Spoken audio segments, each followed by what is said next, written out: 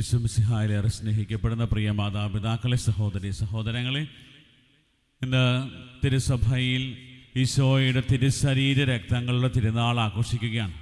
വിശുദ്ധ കുർബാനയുടെ തിരുനാളാണ്. 13-ാം നൂറ്റാണ്ടിൽ ആരംഭിച്ച ഈ ഒരു തിരുനാളിലൂടെ സഭ ഏറെ ആഗ്രഹിച്ചതും ദൈവം ഈശോ ഏറെ ആഗ്രഹിച്ചതുമായ ഒരു കാര്യം ഇതായിരുന്നു: ദിവ്യകാരുണ്യത്തിലെ ഈശോയുടെ സാന്നിധ്യം തിരിച്ചറിയുന്നവരായി, ഈശോയെ സ്നേഹിക്കുന്നവരായി, ആരാധിക്കുന്നവരായി എല്ലാ വിശ്വാസികളും മാറും. സത്യവിശ്വാസത്തോടെ കർത്താവിനെ അറിയാൻ ആഗ്രഹിക്കുന്നവരെല്ലാവരും വിശുദ്ധ കുർബാനയുടെ ശ്രേഷ്ഠത മനസ്സിലാക്കണമെന്ന് ദൈവം ആഗ്രഹിച്ചു. അതുപോലെ തന്നെ വിശുദ്ധ കുർബാനയെ സംബന്ധിച്ചുള്ള ഒത്തിരിയേറെ അവഹേളനങ്ങളും അതുപോലെ അപമാനങ്ങളും ഒക്കെ അത് മാറ്റിയെടുക്കുന്നതിന് വേണ്ടി പരിഹാര പ്രവർത്തികൾ ചെയ്യുന്നതിന് വേണ്ടിയൊക്കെ ഈ ഒരു തിരുനാൾ സഭയിലേക്ക് ഏർബൻ 4-ാം മാർപ്പാപ്പ നൽകുകയാണ്. വിശുദ്ധ ജൂലിയാന എന്ന് പറയുന്ന ആ ഒരു വിശുദ്ധയിലൂടെയാണ് ഈ ഒരു തിരുനാളിൻ്റെ എല്ലാ കാര്യങ്ങളും സഭയിലേക്ക് കടന്നു വരുന്നത്. അതായത് ദിവ്യകാരുണ്യത്തെ പ്രണയിക്കുന്നവരായി നമ്മുടെ ജീവിതങ്ങൾ മാറണമെന്നുള്ളതാണ് ഈ തിരുനാളിൻ്റെ ഏറ്റവും അടിസ്ഥാനപരമായ കാര്യം. ഈശോയുടെ തിരുശരീര രക്തങ്ങൾ കോർപ്പൂസ് ക്രിസ്റ്റി എന്ന പേരിലാണ് ഈ തിരുനാൾ അറിയപ്പെടുക. അതായത് ഈശോയുടെ തിരുശരീരം, അതായത് നമ്മൾ വിശുദ്ധ കുർബാനയിൽ അർപ്പിക്കുന്ന അപ്പവും വീഞ്ഞും ഈശോയുടെ തിരുശരീരവും തിരുരക്തവുമാകുമ്പോൾ ഈശോയുടെ യഥാർത്ഥമായ സാന്നിധ്യം അവിടെയാണ്.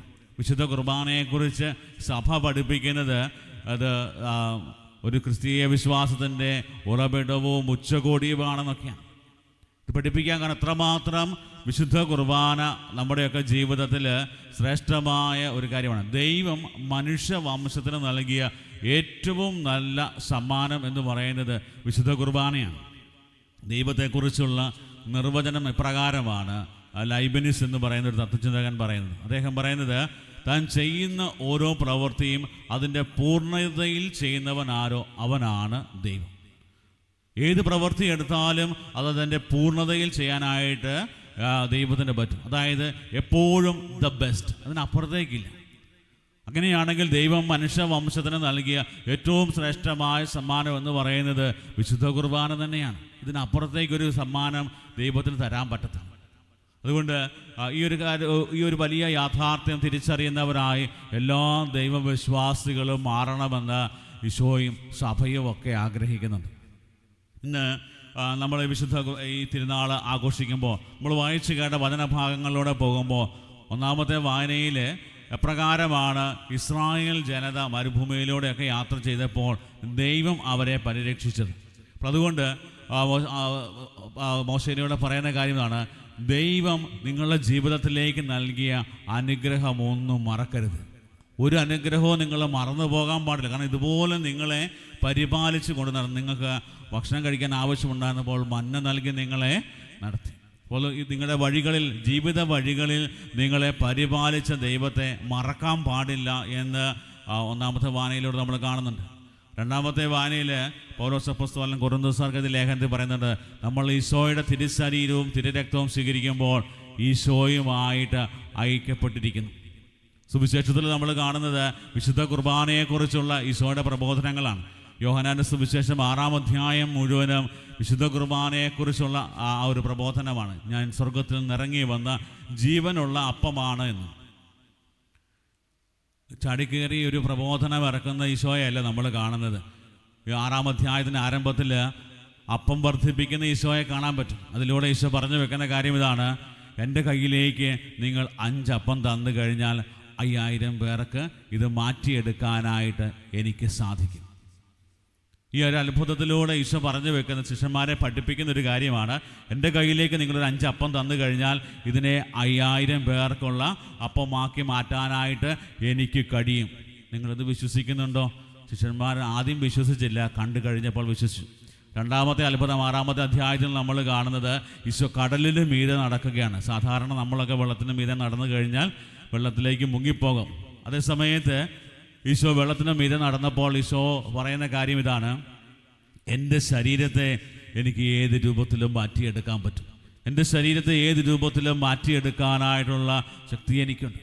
അപ്പോൾ ഇതും ശിഷ്യന്മാർ ആദ്യം വിശ്വസിച്ചില്ല, പിന്നീട് കണ്ടു കഴിഞ്ഞപ്പോൾ അവർ വിശ്വസിച്ചു.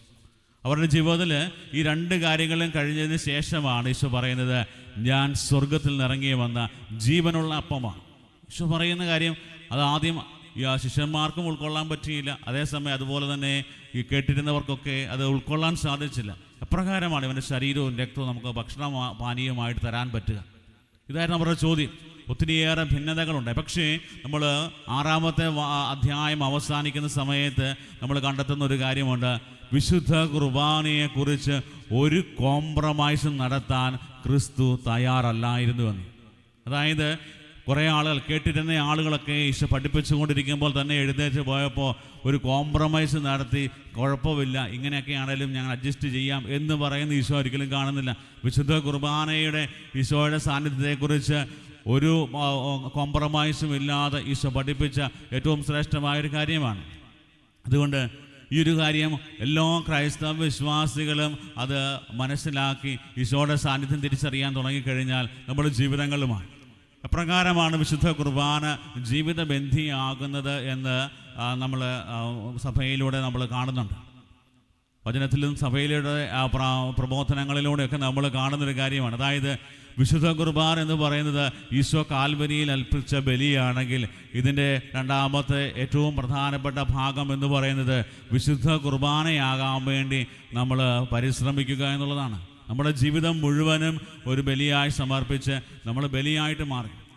ദൈവം നമ്മളോട് കാണിച്ച ഏറ്റവും വലിയ സ്നേഹമാണ് വിശുദ്ധ കുർബാനയെങ്കിൽ ഇതുപോലെ സ്നേഹം കാണിച്ച് യാതൊരു രീതിയിലുള്ള ഒരു അർഹതയോ അല്ലെങ്കിൽ എന്തെങ്കിലും ശ്രേഷ്ഠതയോ ഉണ്ടായിട്ടൊന്നുമല്ല. നമ്മൾ പാപികളായിരിക്കെ, ബലഹീനരായിരിക്കെ, ശത്രുക്കളായിരിക്കെ ദൈവം നമ്മളെ സ്നേഹിച്ച് കരുണ കാണിച്ചു.